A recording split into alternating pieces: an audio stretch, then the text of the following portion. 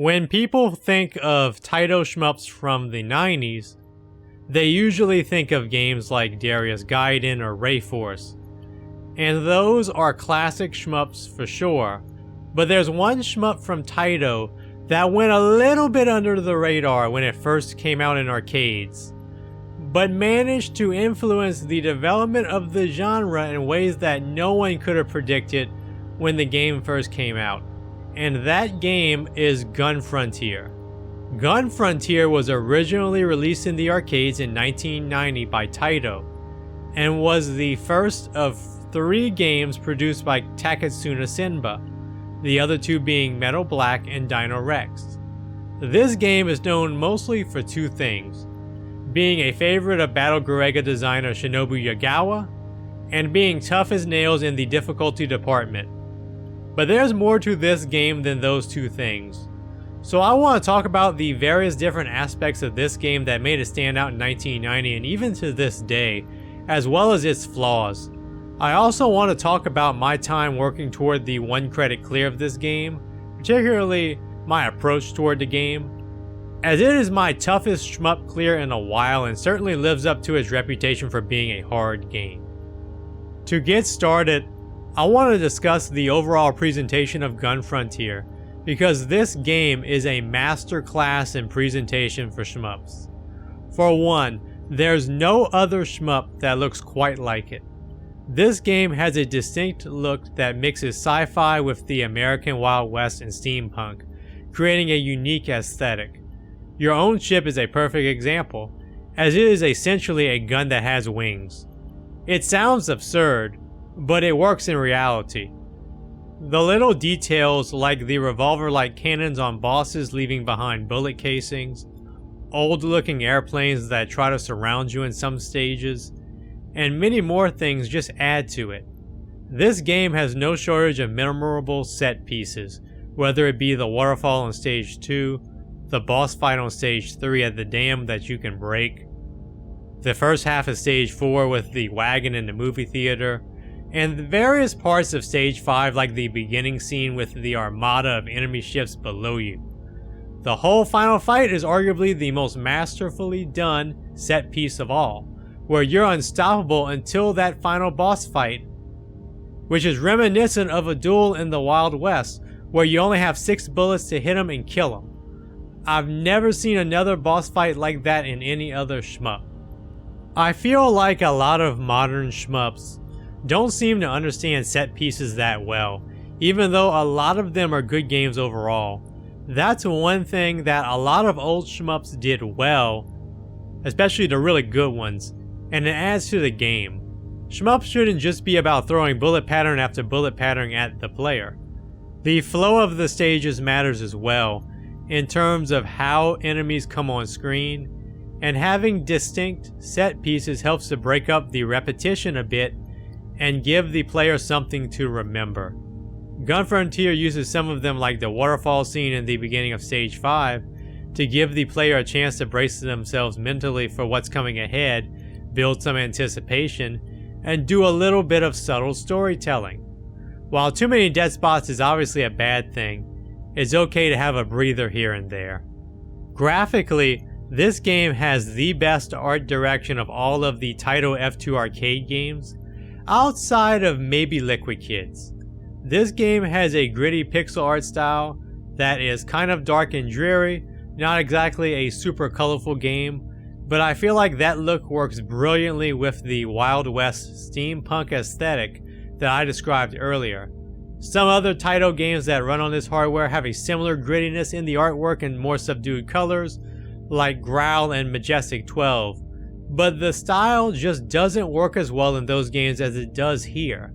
Not that those games are bad, but Gun Frontier definitely wins in terms of art direction.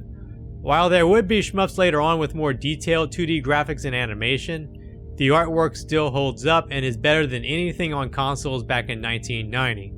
Now it does have slowdown in the more crowded sections, especially when using your bomb, but that slowdown is welcome considering how high the difficulty is.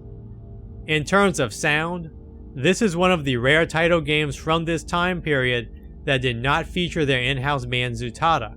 Instead, the soundtrack was outsourced to Hidetoshi Fukumori, but the soundtrack is excellent regardless of that. He really did a great job on it. It really fits the aesthetic going on and is one of my favorite Taito soundtracks overall. The sound effects are great as well, whether it be your own shot or the explosions coming from your carpet bomb. Now, what about the gameplay? This game is obviously a shmup, right? But what makes this game play differently than so many of its contemporaries? The first thing is the hitbox of your ship. At this point, it was still common to have your hitbox take up your entire ship's sprite or very close to it. However, Gun Frontier gives you what could be the smallest hitbox of its time.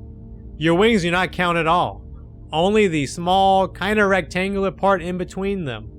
This is pretty ahead of its time and is quite comparable to proto-bullet hell games of the mid-90s, like the earliest Psycho shmups, which had represented a transition period for the genre at the time, but this game came out years prior to that. This smaller hitbox does allow players to micro-dodge certain patterns that isn't really possible in other shmups from this time period. Like, you're not doing this in Raiden, for example. Speaking of dodging patterns, the enemies do not fire normal bullets most of the time. Instead of small circular bullets that most shmups used back then, this game most of the time fires off these kind of long, cylindrical bullets, sometimes 2 at a time from tanks and cannons. This game actually fires more bullets as well in its busiest sections than many shmups that came before it, giving this game a surprisingly high bullet count for 1990. Because there are a lot of bullets that can be on screen and they're big and long, this game doesn't need super fast bullets to kill the player. The bullets have a tendency to linger on screen for longer than you'd expect, partially because of their size and shape, as well as the speed of the bullets not being that fast, especially early on. They can corner the player very easily and become a major obstacle when trying to route, causing the player to waste a bomb or take a hit and die. Something else about these shots is that they're surprisingly inaccurate. While these shots are supposed to be aimed at the player, many of these bullets are shot somewhat far ahead of the player, making tap dodging more risky than usual. It is extremely easy to tap dodge away from something only to run into a different bullet that was kind of far away from you initially. You have to pay close attention when hurting bullets away from you in this game. You also have to watch out for enemies shooting at almost point blank range on top of that. Now, this type of bullet would later be adopted by Battle Garegga, though that game would use more traditional bullets in a lot of sections as well. Also, the Castle Shikigami games would utilize a lot of longer bullets in a vaguely similar style, especially the second and third games in this series. Even some indie shmups, particularly Blue Revolver, have utilized longer bullets somewhat frequently, as well as some more unusual smaller bullet shapes that aren't quite circular. But Gun Frontier was definitely one of the first shmups to depend heavily on somewhat large, non-circular bullets like the ones that are in this game. Another cool thing that this game is known for is its bomb system. In order to get a full bomb, you have to collect 24 fragments, which are found by taking out ground targets like tanks. You can carry up to 4 full bombs along with fragments. If you have a full bomb and you press the button to use it, you'll end up using a carpet bomb that wipes out whatever is in its path. You can actually aim this bomb early in its detonation by pressing the opposite direction you want it to go toward. So if you want to fire off the bomb, make it go up and right diagonally, for example, you'll want to hold down and left diagonally. Also, you can fire off a bomb by using the fragments even if you don't have a full one in stock, but these bombs are weaker.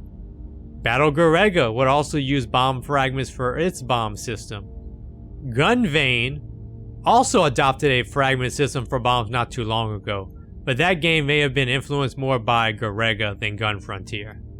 Another thing that makes this game different from many shmups of this time period is that strict memorization is not enough to beat this game.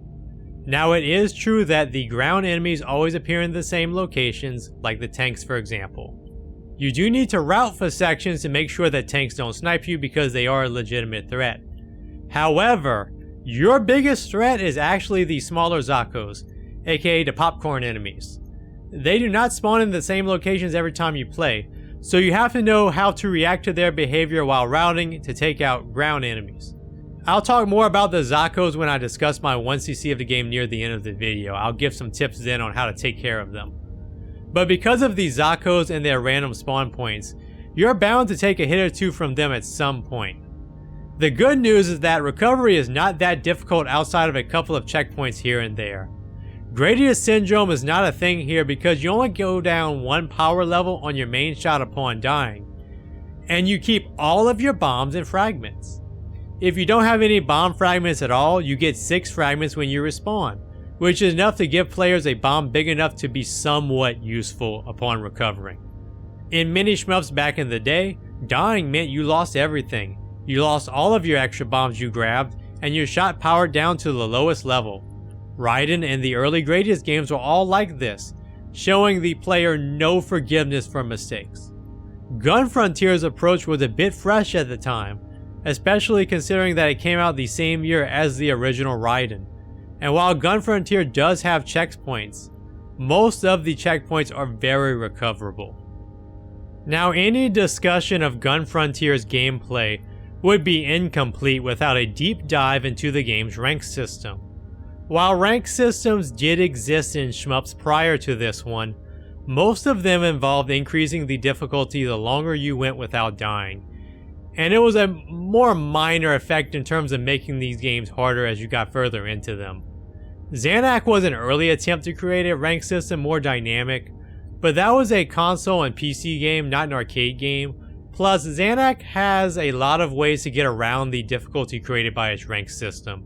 However, by 1990, games like Parodius Die and Gun Frontier introduced a more dynamic rank system to arcade shmups that carried over from stage to stage, required deep knowledge to manage, and tested even the most hardcore players. As far as Gun Frontier's rank system goes, the rank goes up after a certain period of time no matter what, but the actual increase depends mostly on 2 factors: how many full bombs you have in stock and how high your rate of fire is. Any rate of fire higher than 6.6 Hz will trigger an extra increase in rank. So if you keep a low rate of fire and don't have any full bombs in stock, your rank will increase quite slowly.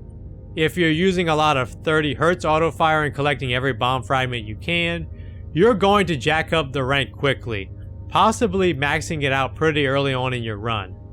Another major factor in the rank system is the minimum rank. Every stage has minimum rank at the start of it, which gets higher and higher with each stage. So what that means is, you can only manage the rank so much, and stage 5, the hardest stage of the game by far, will always start with a fairly high rank at the absolute minimum. Dying once on a stage does drop the rank slightly, but while subsequent deaths do drop the rank quite a bit more for each of them, suiciding is not a super reliable strategy due to minimum rank being a thing, as well as the fact that you do lose 1 level of shot power for each death. Every time you respawn, you'd have to then recover that lost shot power. Plus, you want lives in case things start going downhill in stage 5, because recovering from death starts getting harder by that point, and that's probably the biggest reason why you don't want to suicide. There are other things that can affect the rank. Using a bomb increases it, but using a bomb with 5 fragments or less raises the rank less than using a larger amount of fragments or a full bomb. There is a scoring secret in stage 2 that raises the rank quite a bit if you decide to exploit it. Every time you complete a stage, that also adds rank and adds more of it if you have a lot of lives to spare, because you've been staying alive and getting score extends. Shmups.wiki has an excellent page covering the calculations for the rank system if you want to read up on them. Taketsuna Senba, the mastermind of this game, has also claimed in a previous interview that the amount of enemies destroyed affects rank as well, but I don't see a lot of super players talk about this being true, and I didn't see anything about it in the shmups.wiki page. I avoided destroying a lot of extra enemies and things on the ground in my 1cc run, especially early on in the run, but I'm not entirely sure if it helped me or not. But one of the more surprising things Simba has said about the rank system in the past is that it went too far in his opinion. In a 2001 interview, he stated that counting autofire into the rank system was too much, but the rest of the team wanted that to be included in the rank system, so it got into the game. He thought the game became a bit too hard by the time it was finished. His next game, Metal Black, would not have a rank system like this, and that game is noticeably easier as a result. So far, I've talked about how this game stood out for the time and how it may have influenced later shmups. But it is not a perfect game, so I want to discuss some of my issues with it. There aren't any major game-killing flaws, but there are some minor ones for sure. The first flaw is that your ship is a bit too slow for the narrow shot that it utilizes. In shmups, ships with a narrow shot should be somewhat fast because that allows the ship to cover the screen by moving side to side while shooting, allowing the player to be aggressive in an effective manner and control the screen. Even a game like Raiden with a slower ship gives you a wider shot when fully powered up, which compensates for slower speed because you don't have to move far to reach the other side with your shot. In this game, it feels like it's a bit too easy for the Zakos to get by you, and this is especially a problem since there's a serious lack of bullet ceiling here. Enemies will happily shoot you at point blank range. Another issue is that stage 5 is a bit poorly placed in terms of checkpoints. That stage could at least use one more checkpoint in the canyon section. You go way too long between checkpoints on that stage because there's one right before the canyon section, but then you have to get well beyond the end of the canyon section to get to the next one, even though it takes a little while to get there and quite a bit happens on the way. Also, the scoring is not that fleshed out. The main scoring trick in this game revolves around milking stage 2 in its section filled with giant blue airships. This is one of the few scoring secrets in the game. This is also the one that raises your rank quite a bit, but it can reward players with a ton of points, especially if players choose a suicide right after that in order to replay the section over and over again. Players can do this quite a few times thanks to the fact that extends are pretty generous. The first one comes in at 20,000 points, and every extend after that is every 80,000 points. Beyond that, the scoring is pretty mindless as it is destroy everything and grab as many items as possible without dying. Also, the last stage gives an absurd amount of points before the final boss fight, so if you're not doing the checkpoint milking, a large chunk of your score is coming from that final stage. Later shmups would obviously have much better scoring systems, but this is not the worst scoring I've ever seen though. It is still better than Metal Black scoring, which has quite a bit of RNG to it and involves milking the new alone pickups. One last thing is that while the final boss may look awesome, the RNG on the shields can screw over the player every once in a while. There seem to be one or two spots where you can line up a shot that works the overwhelming majority of the time, but it is possible to get yourself some bad RNG and be forced to improvise. You only get 6 shots, you only need 1 to hit. But after the second shot is missed, the shields start making it harder to line up a shot because the openings between the shields get smaller. Thankfully, I didn't have any problems on my actual run, but I did have issues every once in a while during save state practice. Before I go, I do want to give some tips to anyone who wants to 1 credit clear this game. As I mentioned at the start of the video, I did my 1 credit clear recently after a lot of practice. It was one of my hardest clears in a long time. So first off, you want multiple shot buttons with more than one type of autofire. You want 30 Hz autofire for the spongiest enemies and the bosses, but you'll also want 10 or 15 Hz for the bigger enemies that aren't the spongiest, as well as when there's just a lot of smaller enemies on screen. Some people also have a third autofire button set to 6.6 Hz, but you can also get away with a non-turbo fire button like I did. You'll need to set up these in MAME with the autofire plugin, or you'll have to use third-party software or some other kind of way.